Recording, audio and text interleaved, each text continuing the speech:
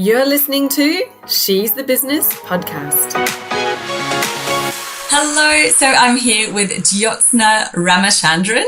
I hope I've pronounced that correctly. It was so lovely to have you on the podcast with me today. Welcome.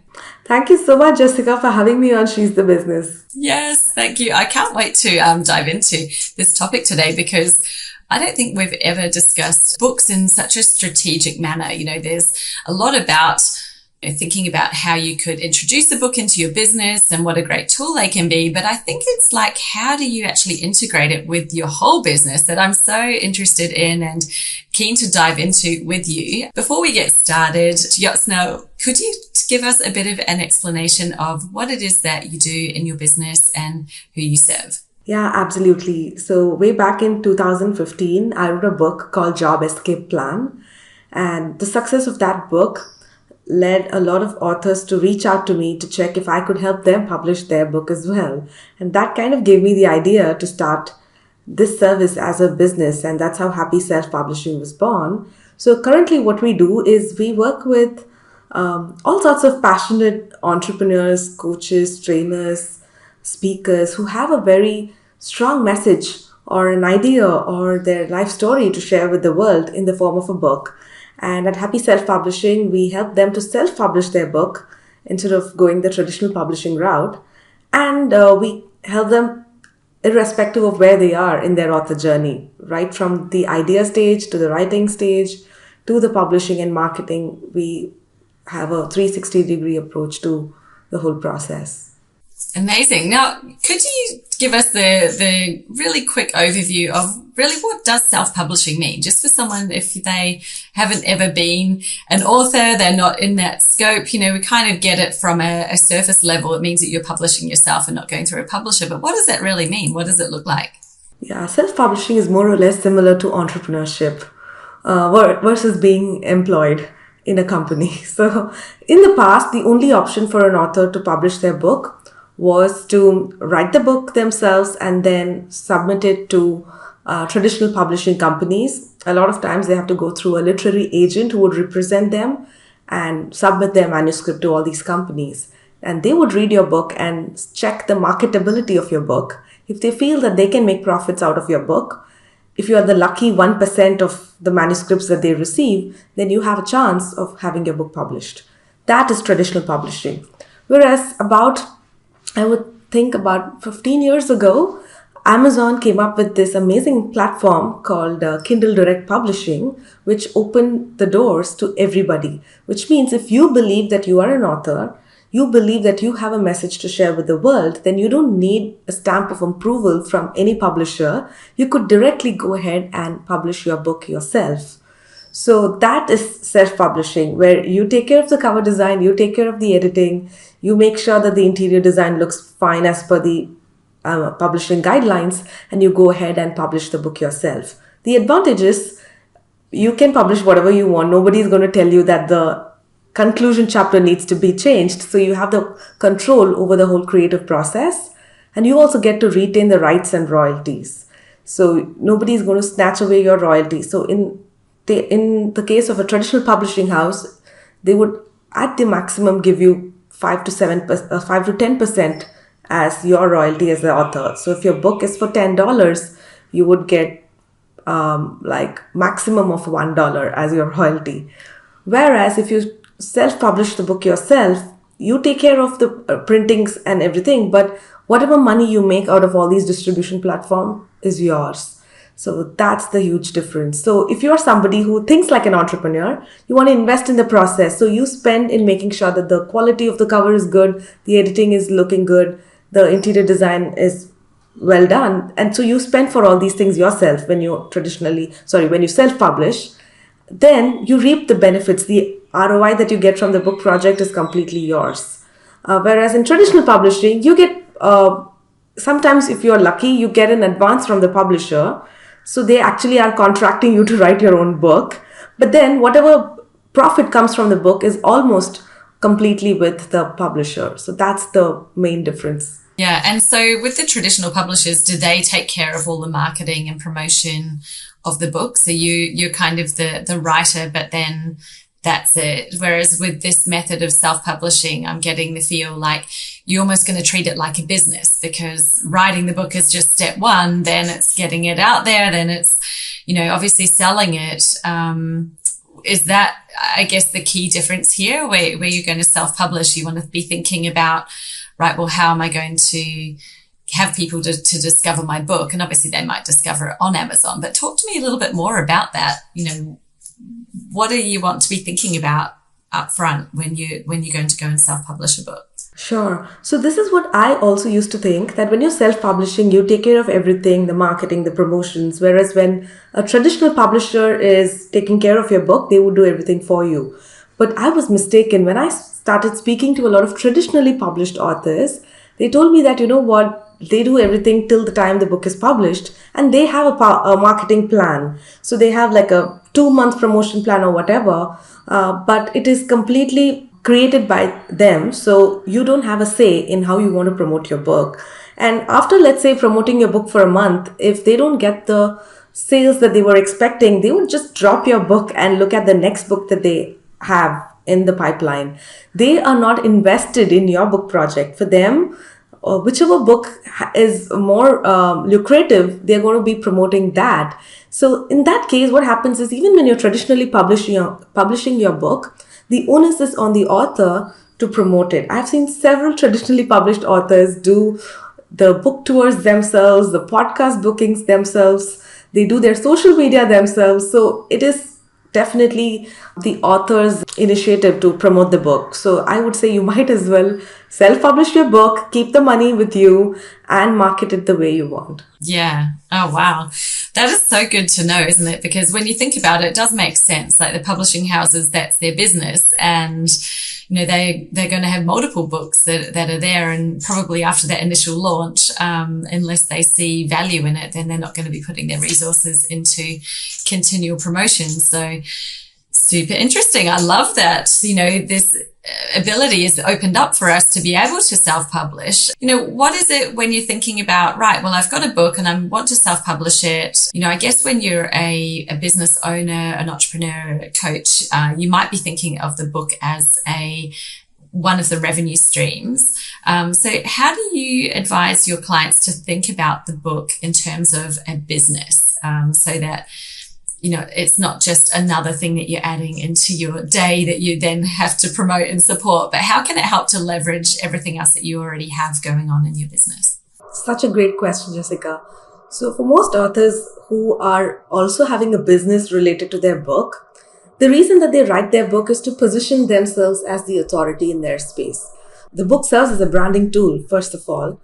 But that's not it. So a lot of times you create a good impression. The perception is created in the minds of the reader that you are the expert in whatever you're talking, which is a good thing, but it shouldn't stop there. It should take the people who are reading the book into your ecosystem. That, I think, is the primary role of the book if you plan it well. So I think the first thing an author needs to keep in mind, even before they start writing the book, is the topic of the book. The topic and the reader should be the exact target clients for your business. So a lot of times people write a book based on what they like, forgetting about who the reader is. So if you're writing a book so that it can support your business, then you know who the sole clients are for your business. That should be the same person who is the target reader for your book. So the sole client for your business and the target reader for your book should be one and the same.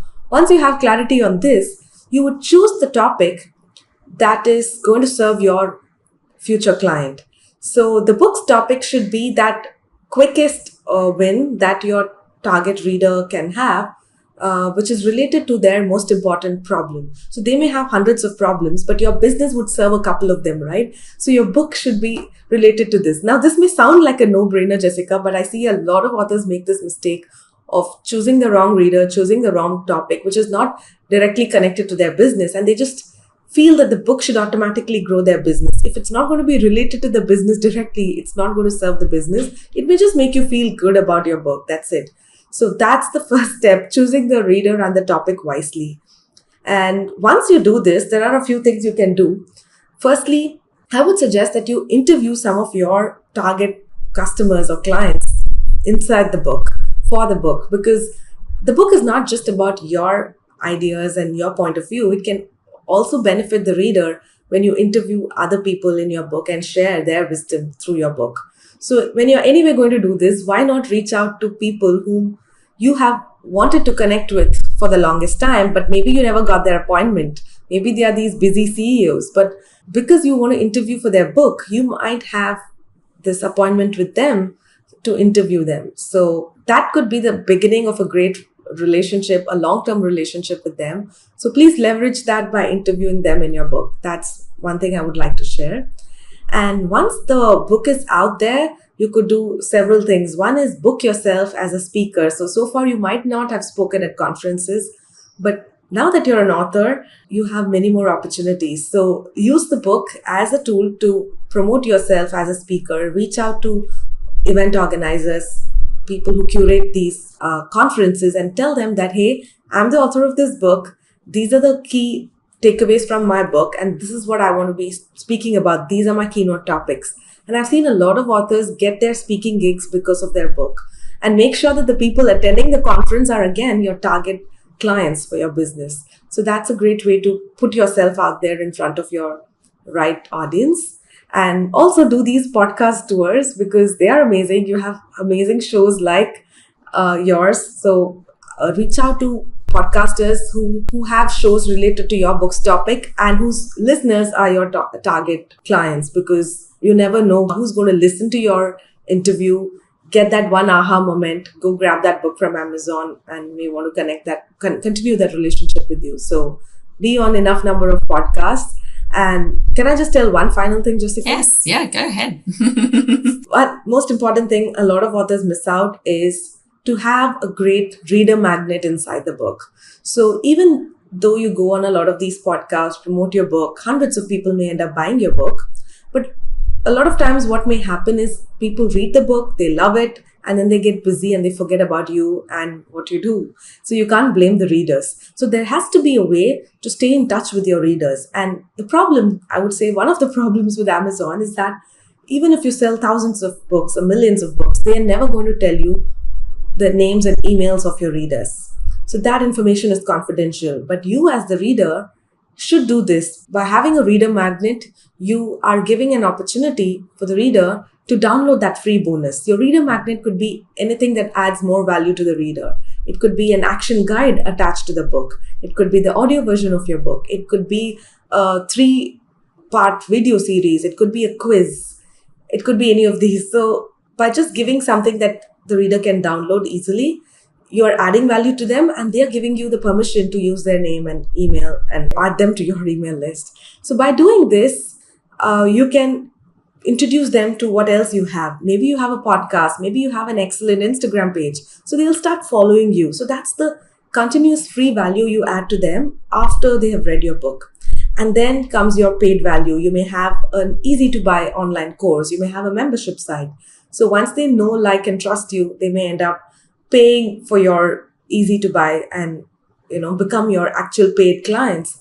And then comes your high value offerings, which could be your done for you services, your speaking engagements, your one-on-one coaching services. So that's how, even if 100 people buy your book, if one of them buys your high ticket, you end up recovering the full cost of publishing your book. Yeah. Oh, I love that. I think that's such a simple thing that probably is really easy to overlook as well is, whereabouts in your book would be a great place to offer the reader to, come out of the book and go and opt in for something else free, like a download, the audio series. Like, what a great idea.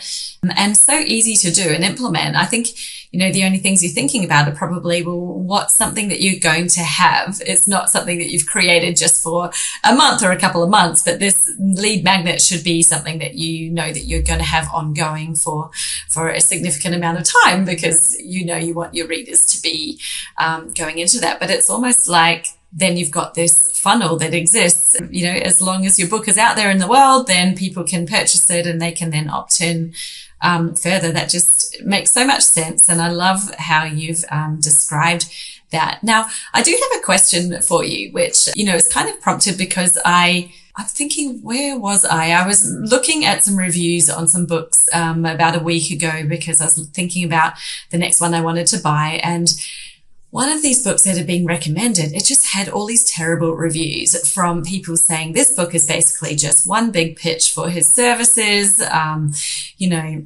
blah, blah, blah. Like there was some helpful hints in there, but I just felt like I was being sold to the whole time. Now, I think that's probably something that there's a fine line, isn't there, between having a book that you're delivering value and is setting people up to be able to then take another step with you and then eventually to become a client versus using your book literally as a pitch tool. And obviously this person, I cannot remember the name of the author right now, and, that's irrelevant really, but, clearly they had overstepped the line into really selling at an extreme level through the book. Now, what would you say to someone who's thinking, well, I love the idea of using a book as a magnet and as an initial step and it leading on to other things?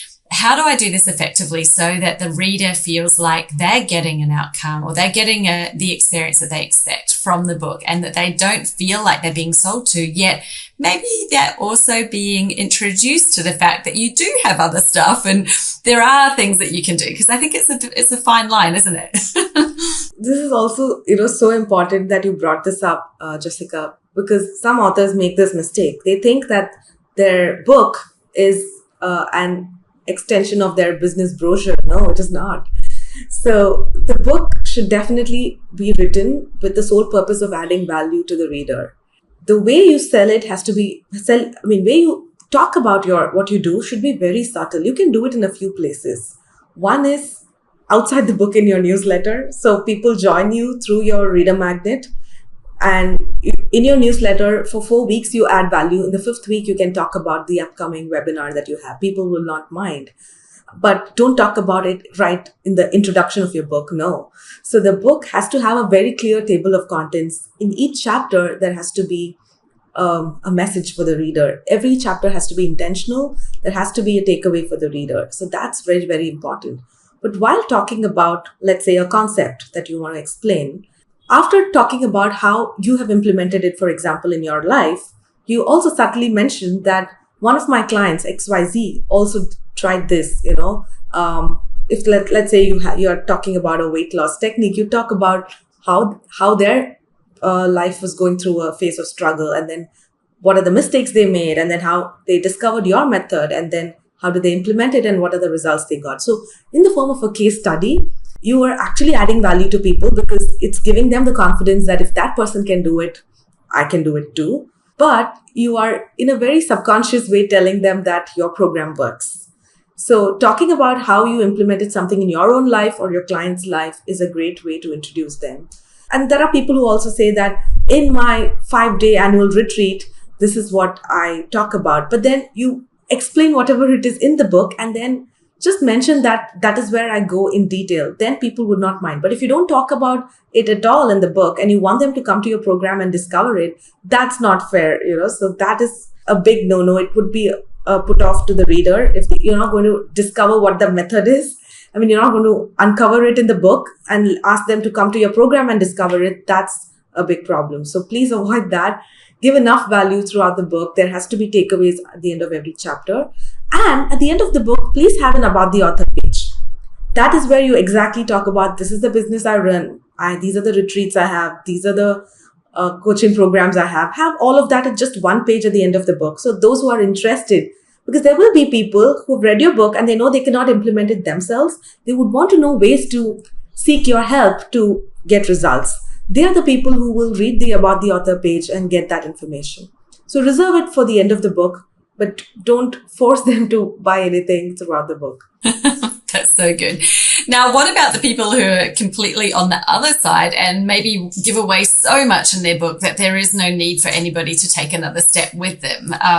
Do you see that happening as well? Because I think that's probably similar to, some of what we do see, even just online. There are people who give away everything, and then there are others that are just permanently selling and giving away nothing. So yeah, how do, for those who have that tendency to be over givers, or maybe it's not overgiving, but, you know, if you really wanted to use this book as part of a funnel into your business and as a step or a pathway to your other products or services, then clearly you don't want to give them the entire meal in the book, but you do want to give them one of the courses, right? So maybe it's like the entree and then there's a main course. So, you know, what would you say is your advice around that? Like, how do you think about it in the way that it does become a really great stepping stone into other things? But as you said, importantly, we are providing value as well. Sure. So this is another common mistake authors make because, you know, now that they are in the zone of providing value, they want to share their message. They want to share everything in this one book. Yeah. So this is not serving just the author, but it is a disservice for the reader also. And I'll tell you why. When the reader reads so much, they get overwhelmed and they would not take any action. Whereas if you just talk about one thing and go deep, I'm not against going deep. Let's say you have a coaching program that has 7 steps. One way is to talk about all the 7 steps in the book, the 7 steps to achieve whatever, and then talk a little bit about all the 7 steps so people know what to do, but they need to work with you or take up your online course where you're actually hand-holding them and showing them how to do it. So that's one way. Or out of the 7 steps, you just choose the one thing, which is like the burning problem, and choose that one step and go really deep in your book. So by reading your book, they will get that one win, but they know that you have 6 other steps and they would want to work with you to get that. So that way you're not giving them everything, you're not overwhelming them, because when there is too much information, people get confused and they're not going to take any action. But you want your readers to experience one win at least, right? Which is why please don't talk about everything in that one book. You can always write other books in future. So people make this mistake of creating an encyclopedia of all the information they have. Instead, look at, have a word count target. That's also really important. Aim at 30,000 words if it's a business book, because that will translate into a beautiful 200-page book. And that's enough information to inspire the readers to take one action. But if you write too much, first of all, it's a red flag for a lot of people who don't have the time to read too much as well. So people are going to check the page count when they buy their book from Amazon. So that's another reason why you shouldn't be writing too much. I love that actually, because I hadn't even thought about the fact that you probably want people to finish your book, right? So that they actually feel like they've had a win and a success. And it's the same way, or that same strategic approach that you take when you design an online course. And, I had that same challenge thinking about the course that I built, Business Jam.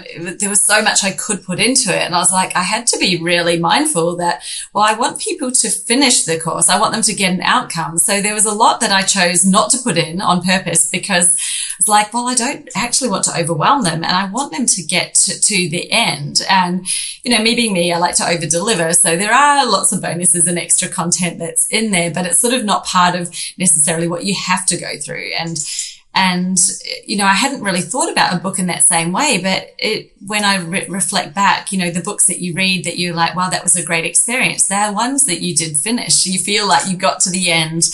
You've got the outcome, you've had the insights and the lessons and the learnings. And it's not that one that's still sitting there like, oh, I still have to finish that book, because then it becomes a chore, doesn't it? So what a really amazing way to think about it, in that, let's make this something that is achievable for people and that they feel like they've had a win because they have actually finished the book. They've got that outcome. It's such a good idea. Now, I had a question for you around Amazon, because you mentioned, Amazon is the platform you can self-publish. It's amazing. I'm so excited that they enabled that ability for everybody.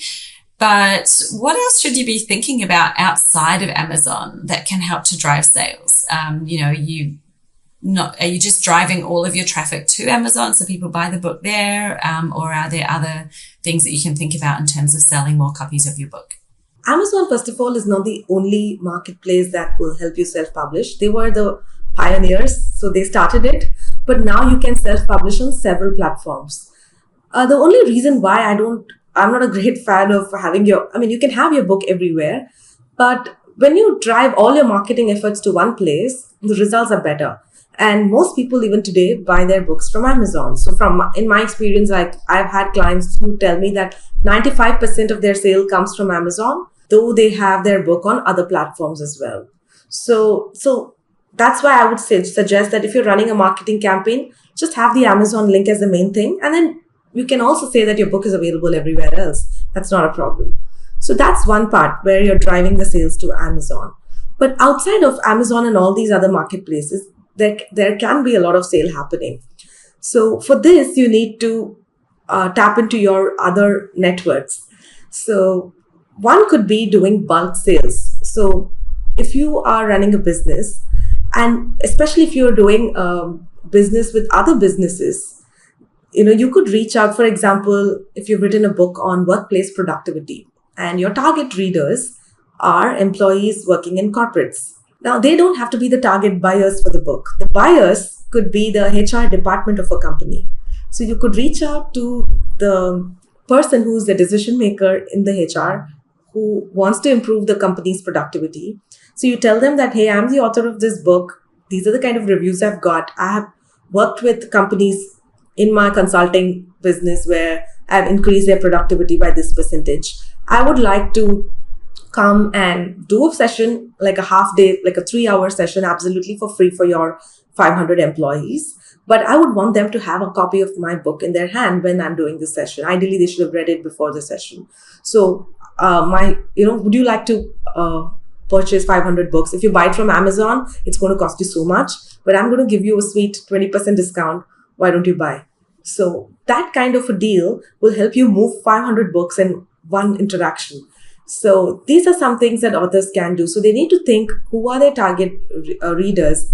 So one of my clients wrote a book only for prison inmates. So he went and spoke to people who are, serving their term in the prison, and the authorities agreed to buy the book and give it to all these people.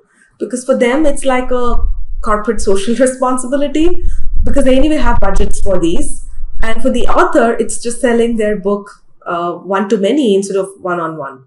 Yeah. Oh, such a great idea. I just love how that's really just thinking about it out of the box, but also approaching it from the client perspective. Who is the reader and who would actually be then the purchaser of it. It's not that, an employee wouldn't buy a book for themselves, but, I've certainly been an employee in companies where we have been given books because we've had somebody coming to do a talk, and they no doubt did that exact same process. So great idea. Imagine selling a whole bunch all at once. I think that's such a good way to think about it. And it just is a different type of sales strategy, isn't it? Instead of going B2C, you're going in and doing a deal with a company. So that's amazing. Thank you for sharing that. I think that's so generous of you to give those ideas. Now, if people are, I think when you're thinking about a book, especially if you haven't written one before, you might be, I guess one of the hesitations that probably comes up would be, well, is this something that someone's actually going to want to read? Like, I think it's a good idea and, I've got a lot to say on it, but are people even going to buy this book? Do you have any thoughts around that process of choosing a book topic or any helpful hints that you would give to people to kick off with? Sure. This question comes from a place of this imposter syndrome that we all have, because we've read books written by these great authors on the same topic. So in whichever industry you are working in, you must have read at least like a dozen books on the same topic. And these are all these all-time New York Times bestseller, right? So it's quite natural for an author to think about, how is my book going to be different? Like, who's going to pick my book? But the thing is, one thing we need to remember is our readers are just a couple of steps behind us. So for somebody who's just starting out, reading a famous person's book could be nice, but then it may not be as relatable as reading your book, who is just a couple of steps ahead of them. So you will have people resonating with you and your book, because the people are at different levels, and you need to be very clear which level your reader is in, and you were at their place a few years back, and they are going to relate to you better than this international best-selling author. So that is one thing you need to keep in mind. And also, one way to make your book unique is you, because your journey is unique as an author. Let's say you're writing a book on parenting.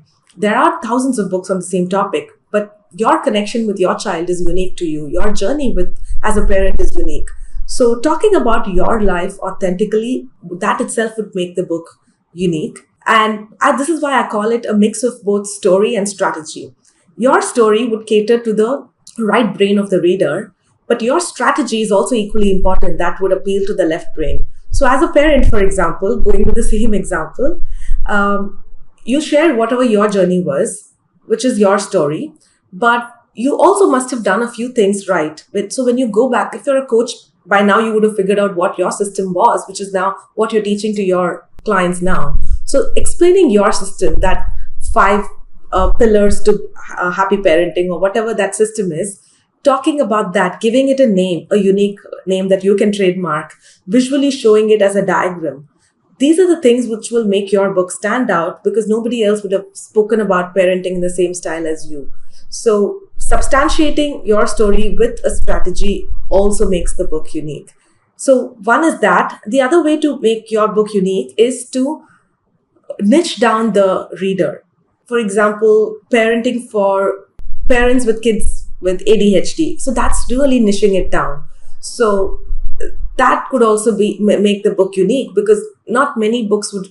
Most of these big books who've been on the charts for 20 years are very general in nature. So they talk about spirituality or whichever topic in a very, very general term. But when you are writing your first book and your goal is to just use the book to grow your business, you don't need to sell thousands of books to serve you. You just need those 100 people to read your book who could be your target clients. So niche down the topic further to cater to one small segment because for them, your book could be like the go-to book.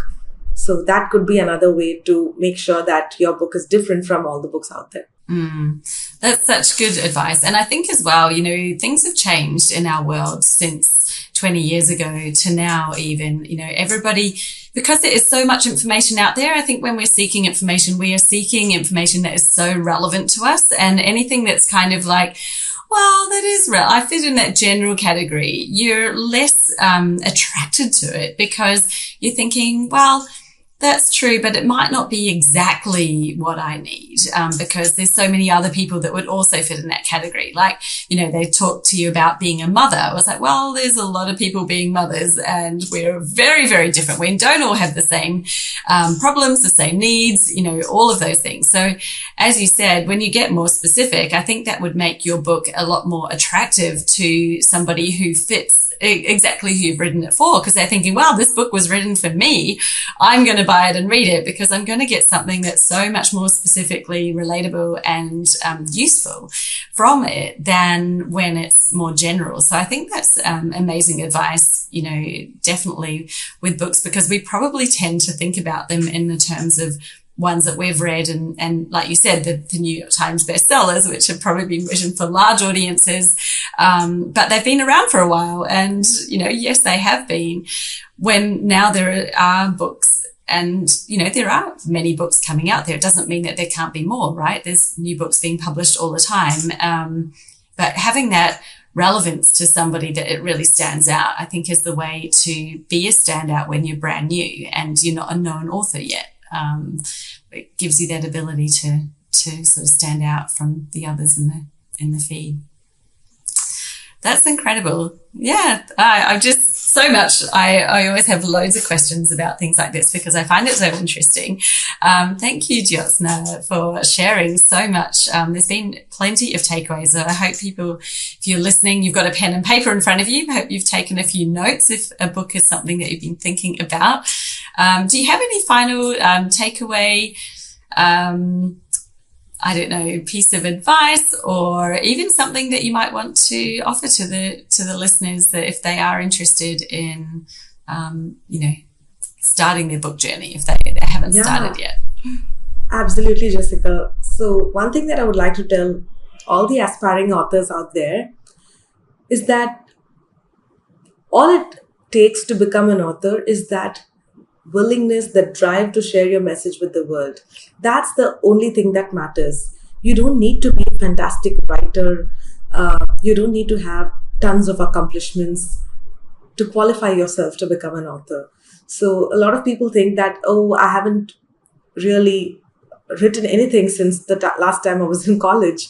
So how am I going to write a book? So there are some people who are gifted writers, and for them, it's just second nature to sit down and write every day. That's one type, that's one author archetype, but there are other author archetypes too. So, and if you just reach out for help and you don't have to do it alone. You can work with a talented writer who can support your writing. You just need to share your message with them. You can work with a book coach who can, give you feedback on what you've written and give you that inspiration to go ahead and stick to your timelines. So just reach out for support. And once you have people to support you, then you're not doing this all alone. Because when your journey is lonely, especially when you self-publish, right, you don't have a publisher who's going to be strict with the deadline for you to submit the manuscript, right? Which is why, because of the lack of accountability, people don't end up finishing their book. So I think the first step would be to understand what your author archetype is, for which I have recently created a quiz. There are 4 different archetypes. There is the curator, there is the catalyst, there is the creator, and the collaborator.